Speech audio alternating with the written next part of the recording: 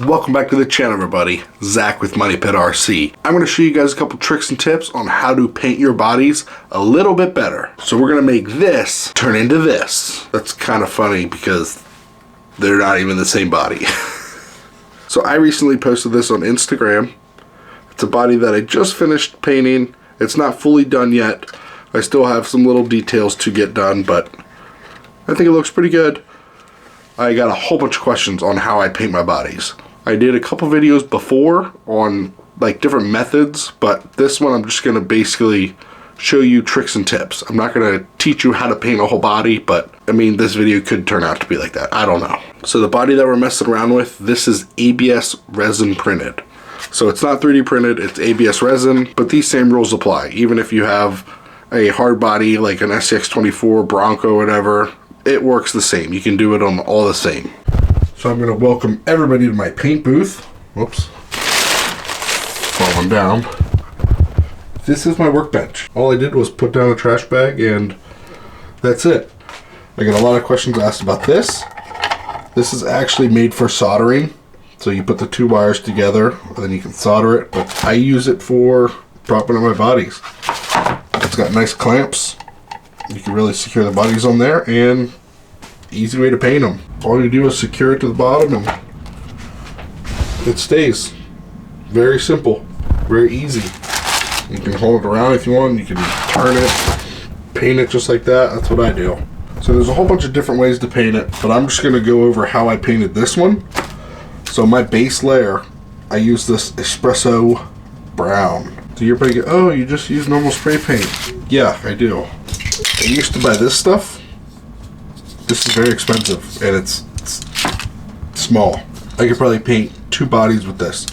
These last forever. So I don't use that stuff anymore. I literally just go and buy whatever color I want. But base layer is what I always use. I use this espresso because it's a nice brown. As you can tell, it gives a nice brown once you sand down a little bit. First couple layers, remember, keep it light. So you're going to spray this. I do about 3 layers of brown. So spray it with brown, let it dry, spray another brown, let it dry, brown, let it dry. Make sure it's completely dry before you do your top layer. If anybody was asking, Hunter Green is the green I did that body on. So once all your brown's dry, you're going to spray it with green. I usually do 2 layers of that. Make sure it's nice and covered because you want to sand it down. So you don't want to have it too thick of green or you'll be sanding for a while. Alright, let me get all this cleaned up and then we're going to go over the details of what you do and what you need to use for the detail work. Ta-da! Don't worry about that stuff. We'll get into that later. Pretend that none of this is here. Pretend it's just a green painted body. Okay? So next up I'm going to show you is how you get these to look a little worn down. These are probably the best things you could ever have. You get them on Amazon. It's like a big 30 pack or whatever. It comes with a whole bunch of different grits. 500 grit, 2000 grit, 250 grit. There's a whole bunch. So it's a big variety pack. Variety pack. You get a whole bunch of different kinds and they're made out of foam. So you can bend them, tweak them. If you need to get in the cracks, you can bend it. It's super good. So these are what I highly recommend. These are what I use. So you have your painted body. I start with a little bit heavier grit. I use 320. So all you're going to do is just start sanding down a little bit. Just enough to where you start getting a little bit of the brown. So just give it a good sand. It's okay if you go a little bit hard because I got another trick to show you that. But you don't want to go too crazy, but just enough to where you start seeing the brown peek through. And then what I did, because it was too glossy, I got 2000 grit and I wet sanded the whole body. So I wet sanded the whole body just to kind of give it that dull look, just so it's not as glossy, because once that green was done, it was pretty glossy. You can even see the bed, how shiny it was compared to actually the roof. But so I just went and wet sanded the whole thing, so then you get something just like this. It doesn't matter what it looks like because everyone's going to be different. You can have it sanded here or sanded here. Just kind of don't make it look uniformed, basically. So next step, once you get all those distressed looks, let's say you want to do the front bumper or whatever, different color. You can mask it off, or what I do is, you go on Amazon, you get these paint markers. You get a whole bunch of them, really cheap. And that's what I did for the bumpers and for the lettering. So just use some paint markers and it works just as good. It saves you time masking it all off and actually spraying it. You don't want to get overspray. So use some paint markers. It works just as good. I get a lot of questions asked on this body. You can see these front bumper and rear bumper is chrome. These are what you need. Metallic mirror paint markers. They come in different sizes. This is a 3-pack. It's got different type of tips, but these are awesome. Literally, you paint it on and they dry chrome. I think it looks really good. And that's what I did in the headlight buckets. See how they look chrome? The headlights.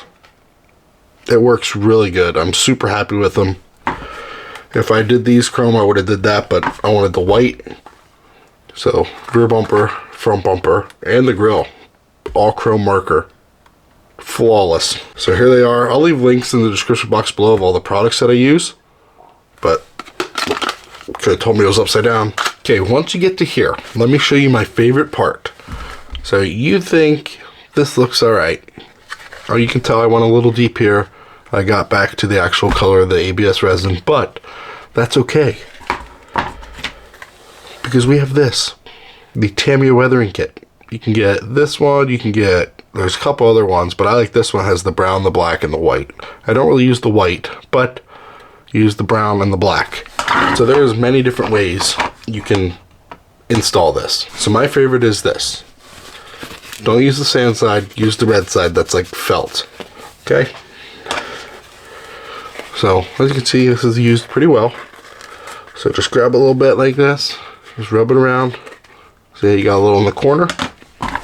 Watch this. See, you can see the body. So again, this is no like beauty contest. This is no right or wrong way. This is how you feel like it would look, you know? So rub it in.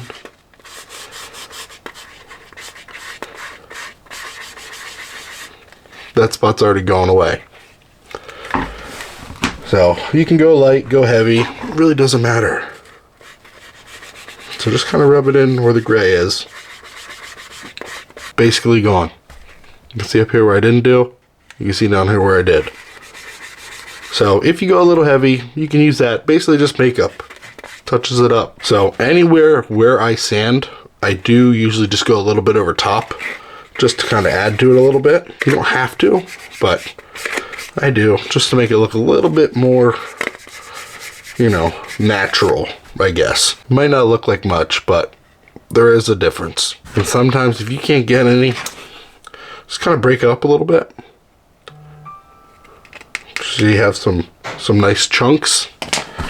You can get that on your pad. Get nice chunks on your pad. And then work that in. Like I said, there's no right or wrong way. Because it's how you want it to look. You can look up pictures or whatever and just however you want to look. So I'm going to finish of what I think it should look like. And then I'll get back to you. So I think that looks pretty good. Don't forget, once you painted this white, it's not going to look brand new. So make sure you give a little patina there. And the letters went over with the brown. But this is, I'm happy with it. Did some brown on the white, just to kind of break it up a little bit, but I'm happy with this so far. But next up I'm going to do the taillights, because see, this is what I do is you go online and you just Google what you want it to look like. Obviously I did green instead of red, but so just try to match up the white in the front with the colors. That's it, really. If you get this picture, just try to recreate it. That's the best thing you could do. In the back, I gotta do some white around these taillights. Just try to capture every detail you can. Kinda okay. I did the white, but then it bled into the red, and then I did red again, which made it pink. So, whatever. That's, I call it complete. Good enough. So next thing I want to show you is windows. Not as hard as everybody thinks. You just hot glue it in. go on Amazon, get a whole bunch of this. It's like 1/8 quarter inch. I don't know. It's like 1/32 sheet of Lexan. All you do is cut it out. And you just glue it to the inside. But I'm not going to do that yet because I still want to find an interior for this. But windows, super easy. I have a full video on taillights, but basically the same thing. This is for actual real cars to fix your taillights. If you have like a crack, you cut this out, you stick it over top, but it works for taillights.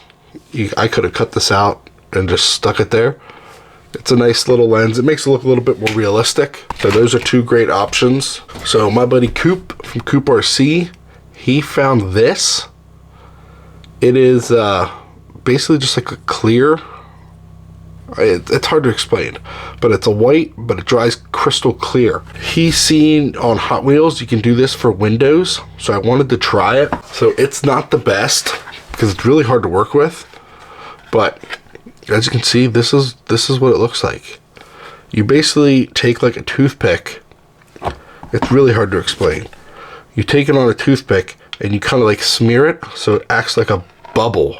Okay, so it's gonna smear this whole area and it's gonna be all white.